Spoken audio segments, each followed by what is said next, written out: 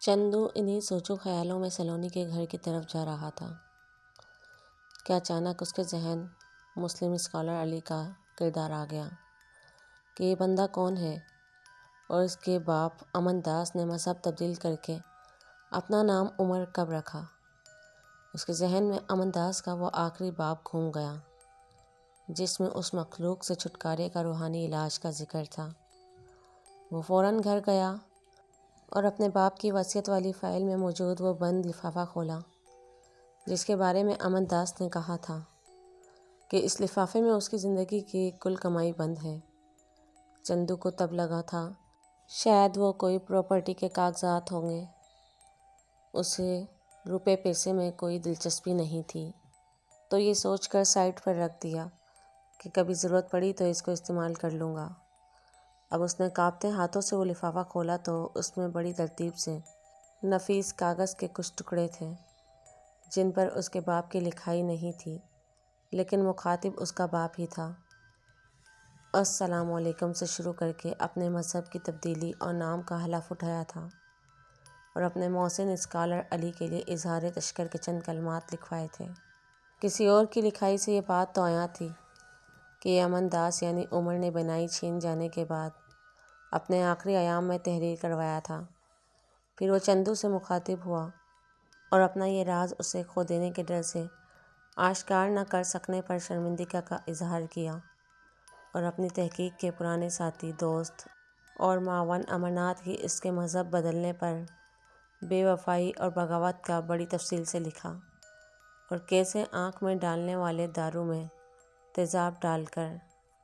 امن داس کو راستے سے ہٹا کر امرناتھ نے اپنی بے اولادی والی محرومی پوری کرنے کے لیے شیطانی عمل کیا۔ اس سارے عمل کی تفصیل وہاں درج تھی جو ان کے مذہب کی قدیم روایت میں ایک جادوئی منتر جنتر کے ذریعے پروان چڑھایا گیا۔ چونکہ ان کا مذہب قدیم ترین تھا تو اس زمانے میں جن ذات، آدم ذات اور دیگر مخلوقات کا روز مرہ زندگی میں آمنا سامنا ہونا اوچھنے کی بات نہیں تھی۔ اس وقت کے مذہبی پیشواؤں نے یہ سارے عملیات ان کے باہمی رشتے اور نسل کو آگے بڑھانے کے لیے جن ذاتوں کی معافت سے تیار کیے تھے، لیکن اس عمل کے نتیجے میں پیدا ہونے والی مخلوق کی خصوصیات کروڑ ارض پر موجود سب کے لیے خطرے کا باعث بن سکتی تھی اور اس وقت میں اس کا کوئی توڑ بھی نہیں موجود تھا۔ تو کسی بھی جن ذات یا آدم ذات کو یہ سب کرنے کی جرات نہیں ہوئی اور یوں یہ عملیات خاک در خاک دفن ہو گئے۔ لیکن آج ہزاروں سال بعد امرناتھ اور امن داس نے یہ کھوج نکالے تھے، لیکن امن داس نے ان کے ساتھ لکھے تنبیہ پیغامات پر امرناتھ کی مخالفت کی اور اس پیدا ہونے والی مخلوق کو شانت کیسے کرنا ہے وہ طریقہ ڈھونڈنے کا مشورہ دیا۔ امرناتھ یہاں تک تو راضی تھا، لیکن جب آخری میں اس کی کاٹ کے دوران اس کی زندگی کو خطرے والی بات سامنے آنے پر امرناتھ بغاوت کر گیا اور دھوکے سے امن داس کو اندھا کر کے غائب ہو گیا۔ امن داس کو یہ تک معلوم نہیں تھا کہ نئی پیدا ہونے والی مخلوق جنس کے اعتبار سے عورت تھی یا مرد۔ پھر امن داس نے اسکالر علی سے ملاقات کا احوال بیان کرتے ہوئے لکھا تھا کہ وہ اپنے مذہب پر تحقیق کرنے والا بہت ماہر اور قابل محقق تھا اور وہ بھی ان عملیات کو پتہ لگا چکا تھا اور اس کی روحانی طاقتوں نے اس تک یہ خبر پہنچا دی تھی کہ یہ شیطانی عمل کیا جا چکا ہے اور بنی نوع انسان اور جن ذات خطرے میں ہے۔ لیکن اسکالر علی نے چھوٹی سی مسکراہٹ کے ساتھ اس مسئلے کا حل بتا کر یہ واضح کر دیا کہ جدید ترین اور خالص ترین مذہب میں قدیم ادوار میں ہونے والے تمام شیطانی عملیات کا توڑ موجود ہے۔ پھر اس نے کئی سال امن داس کو قرآن شریف میں موجودہ پوشیدہ روحانی علاج حدیث کی روشنی میں واضح کیے جو بہت آسان اور مکمل توڑ ہیں۔ ان میں صرف باوضو رہنا ہے، نماز کی پابندی کرنی ہے اور چند قرآنی آیات کو ورد پاکی کی حالت میں کرتے رہنے کا واضح عندیہ ہے جسے آسان الفاظ میں ذکر کہتے ہیں۔ ان ذکر اذکار سے پاک روحانی قوتیں مومن کو ہر طرف سے اپنے حصار میں لے کر حفاظت کرتی ہیں۔ اب امن داس کی عقل میں بات آ گئی تھی کہ وقت کے ساتھ ساتھ مذہب میں جدت آتی گئی اور نبی آخر زمان نے دین مکمل کر کے اس پر مہر ثبت کر دی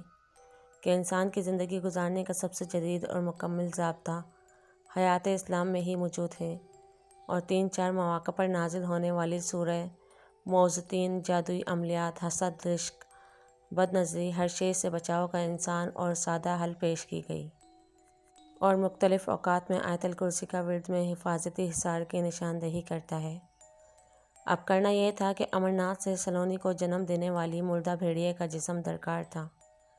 اور ساتھ امرناتھ، اس کی جن زاد بیوی اور سلونی کو قابو رکھنا تھا تاکہ اس شیطانی عمل کی کاٹ کی جا سکے۔ چندو نے اسکالر علی کا پتہ ڈھونڈ کر ان سے مدد کی،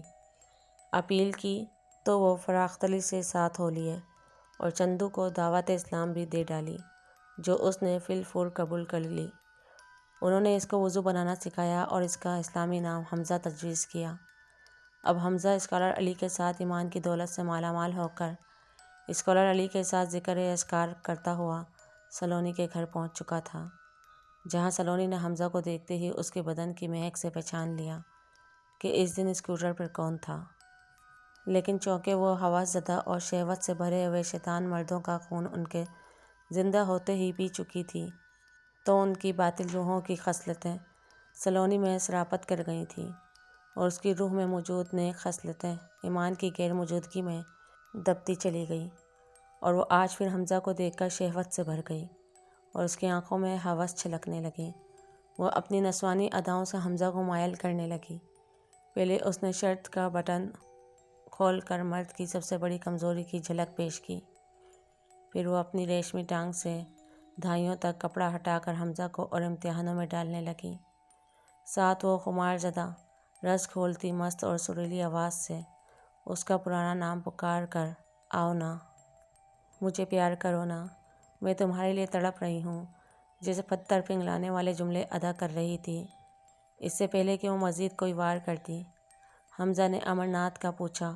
اور سلونی کو ایک ایک کر کے ساری تفصیل ایک ہی سانس میں بتا دی۔ اس پر سلونی رونے لگی کہ میں اپنی موجودہ حالت سے خوش نہیں ہوں، اور نہ میں ایسی ہوں۔ وہ اپنی ایسی حالت لاشعور میں اور ضمیر پر بہت ملامت اور لعن طعن کا اظہار کر رہی تھی۔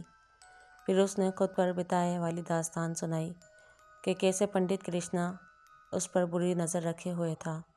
اور اس دن اسٹاف روم میں اس نے سلونی کو بے لباس کر اس کی عزت پر ہاتھ ڈالا تو سلونی غصے اور پریشانی میں گررا اٹھی، اور اس کے اندر کا بھیڑیا جاگ گیا، جس نے پنڈت کی گردن سے پکڑ کر سارا خون پینے کے بعد اپنے بھاری پنجوں سے پنڈت کی ساری ہڈیاں چور چور کر کے انسانی جسم کا کمبل بنا ڈالا۔ جب پنڈت انجام سے دوچار ہو چکا تو پھر سلونی انسانی روپ میں واپس آئی، اور اس نے کسی سگڑ عورت کی طرح اس انسانی لاش کے کمبل کو گول کر کے الماری میں سنبھال دیا، لیکن اس کا شہوت زدہ زندہ خون اس کی روح کی گندگی سمیت سلونی کی روح میں جذب ہو گیا، اور یوں سلونی کا دوسرا جنسی کردار سامنے آیا، جو اس کا انسانی پہلو تھا۔ یوں وہ انسانی شہوت کی آگ بجھانے کے جناتی اعتبار سے دماغ پڑنے والے طاقت استعمال کرتی اور اس گندگی کے راستے پر چل نکلی، لیکن جو با اثر لوگ اس کی ظاہری خوبصورتی دیکھ کر اسے کھلونا بنا کر زبردستی نوچنے کی کوشش کرتے، سلونی کے اندر کا درندہ ان کا کمبل بنا کر رکھ دیتا۔ اب اس کا ایک حل تو یہ تھا کہ نیک روح والوں کا خون چوستی اور اپنے شہوت پر قابو پا لیتی، لیکن شہوت پر قابو والے لوگ گنتی میں تھے، جو چند ایک تھے۔ ان کی جان بھی لے کر سلونی زمین پر بوجھ نہیں ڈالنا چاہتی تھی۔ اب اسکالر علی نے سلونی کو تسلی دی اور اسے کہا، تمہاری ماں سے کہو وہ سامنے آ جائے، مجھے پتہ ہے وہ یہیں ہے، ورنہ میں اسے اپنی روحانی طاقتوں کے بل پر جکڑ لوں گا۔ سلونی نے ماں کو اشارے سے بلایا تو اسکالر علی نے دونوں ماں بیٹی کو سادہ سا حل بتایا کہ اس کالے علم کے زیر اثر سلونی کو جنم دینے والی بھیڑیا ماں کے جسم کے باقیات کو تازہ پانی سے دھو کر سورہ موعظتین کا ورد کرتے ہوئے اکہٹ کرنے سے یہ عمل ٹوٹ جائے گا، اور اگر سلونی کو کچھ نہ ہوا تو اس کی یہ بھیڑنی کیفیت بھی ختم ہو جائے گی، اور خون کی پیاس نہ ہونے کی وجہ سے کسی کی گندی خصلتیں بھی سلونی میں سرایت نہیں کر سکیں گی۔ اتنے میں امرناتھ نمودار ہوا اور اسکالر علی کے گلے لگ کر رونے لگا کہ مجھے معاف کر دو، میں تمہیں غلط سمجھا، میں نے تمہارے تعلیمات کی کھوج اور تحقیق کے بنا قدیم علوم کا پرچار جاری رکھا، اور میری وجہ سے ہی سب کچھ ہوا۔ اس کے ساتھ ساتھ وہ سلونی اور حمزہ سے بھی معافی طلب کرتا رہا تب ایک روشنی کا حیولہ سا نمودار ہوا اور اس میں سے سرگوشیوں سے آواز نمودار ہوئی کہ میں امرناتھ کے پریم میں پاگل تھی، اس لیے اس کا ساتھ دیا، ورنہ اس کے ساتھی جن زادوں نے بھی تنبیہ کی تھی۔ سلونی کی ماں اسی وقت اللہ کی وحدت اور آخری نبوت کی گواہی دیتے ہوئے مسلم ہو گئی، اور اس نے عظیم الفاظ ادا کیے کہ کوئی بھی دنیاوی محبت عقیدے یا ایمان سے اونچی نہیں ہو سکتی، اور اگر اس کے اونچے ہو جانے کا خطرہ محسوس ہو تو ایسی محبت ترک کر دو، وہ گھاٹے کا سودا ٹھہرے گی۔ امرناتھ اور سلونی بھی ایمان کی شمع سے روحیں منور کر کے باوضو ہو کر آ گئے۔ امرناتھ اپنا نام عبداللہ اور سلونی کا نام ماریہ رکھ دیا، لیکن ماریہ کی شہوت بستر برقرار تھی اور وہ حمزہ کو کھا جانے والی نظروں سے دیکھ رہی تھی۔ وہ جلدی جلدی گھر کی زیر خانے میں گئے۔ وہاں زیر زمین خانے میں موجود ایک صندوق کھولا تو اس میں بوسیدہ خال میں سکڑی ہوئی ہڈیوں کے ساتھ مردہ بھیڑیے کی لاش تھی، جس کے پیٹ میں ماریہ یا سلونی کا بیج پروان چڑھا گیا۔ اب اس لاش کو تازے پانی سے ورد کرتے کرتے دھویا گیا۔ ناگوار بدبو سے سب کا برا حال تھا۔ پھر خشک لکڑیوں کا ڈھیر آتش دان میں لگا کر سورہ معوذتین کے ورد میں اس بھیڑیے کی لاش کو جلا دیا گیا۔ لاش کے جل کے ختم ہوتے ہی ماریہ بھی گر کر بے ہوش ہو گئی، جس پر عبداللہ اور اس کی بیوی رونے لگے، لیکن اسکالر علی نے اللہ کے حضور دعا فرمائی اور ماریہ کی زندگی اور صحت کی التجا رکھی۔ ساتھ ساتھ وہ اپنا مخصوص ذکر کرتے رہے۔ جیسے جیسے وقت گزرتا گیا، ماریہ کے چہرے پر ابھر آنے والے نیلگوں نیز مدھم ہوتی گئیں۔ اس نے ایک لمبی سانس جھٹکے سے اندر کھینچی اور ہڑبڑا کر اٹھ بیٹھی، لیکن اب وہ حواسوں پر قائم اور اپنے رکھ رکھاؤ میں تھی۔ شہوت اور ہوس کا وہ شیطانی بخار اتر چکا تھا اور وہ حمزہ کو دیکھ کر شرمانے لگیں۔ حمزہ نے بھی سکھ کا سانس لیا۔ سب نے مل کر اللہ کا شکر ادا کیا۔ علی اور حمزہ مسکراتے ہوئے وہاں سے رخصت ہوئے۔ کچھ دن بعد عبداللہ حمزہ سے ملنے اس کے گھر آیا۔ اس کے مرحوم باپ عمر کو یاد کر کے دیر تک روتا رہا اور معافی طلب کرتا رہا، اور جاتے ہوئے ماریہ کی منکری کے زمانے کی سب باتیں